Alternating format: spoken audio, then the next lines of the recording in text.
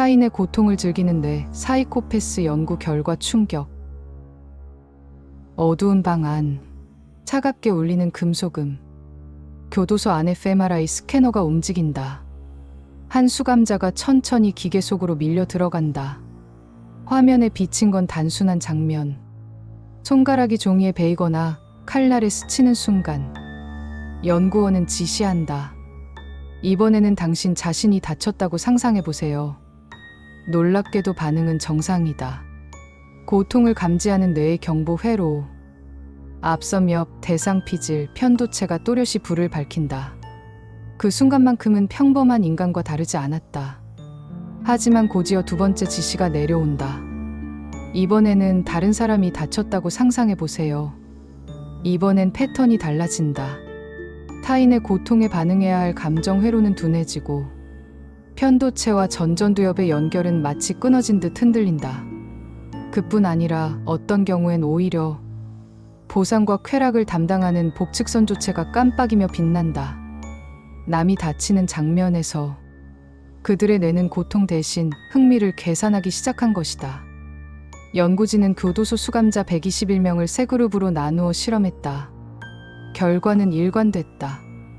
내가 다칠 때의 뇌는 정상적으로 반응하지만 남이 다칠 때의 뇌는 조용해졌다. 즉, 이들은 감정을 못 느끼는 게 아니었다. 감정의 방향이 자기 자신에게만 쏠려 있었던 것이다. 이 반전은 우리가 흔히 떠올리는 이미지, 얼음 같은 심장, 감정이 없는 괴물이라는 고정관념과 달랐다. 사실 그들의 뇌는 감정이 있었지만 오직 자신에게만 집중되어 있었다. 비슷한 실험들이 이어졌다. 타인의 상처를 보는 장면에서 그들의 뇌는 공감 회로의 볼륨 노브를 낮춘다. 반대로 자기 손가락이 다친다고 상상하면 노브는 다시 최대치로 돌아간다. 이 불균형이야말로 그들이 죄책감 없이 타인을 속이고 이용하고 심지어 해치기까지 하는 이유를 설명해준다.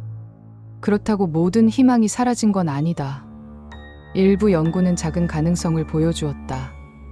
예를 들어 단순히 남을 바라보는 것이 아니라 그 사람이 되어본다고 상상하는 훈련을 시켰을 때 일시적으로 공감 회로가 깨어나는 순간이 포착됐다.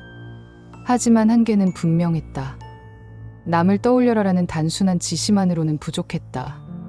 공감의 스위치를 켜는 법보다 애초에 그 스위치가 왜 꺼졌는지, 전전두엽과 편도체, 섬엽 사이의 연결 이상을 근본적으로 겨냥해야 했다. 숫자로 보자.